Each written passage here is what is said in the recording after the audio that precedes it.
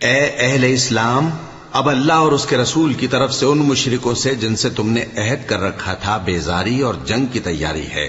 سو مشرکو، تم زمین میں 4 مہینے چل پھر لو اور جان رکھو کہ تم اللہ کو عاجز نہ کر سکو گے، اور یہ بھی کہ اللہ کافروں کو رسوا کرنے والا ہے۔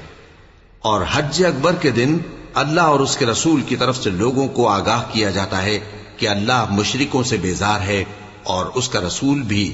اب اگر تم توبہ کر لو تو تمہارے حق میں بہتر ہے، اور اگر نہ مانو تو جان رکھو کہ تم اللہ کو ہرا نہیں سکو گے۔ اور اے پیغمبر، کافروں کو دکھ دینے والے عذاب کی خبر سنا دو۔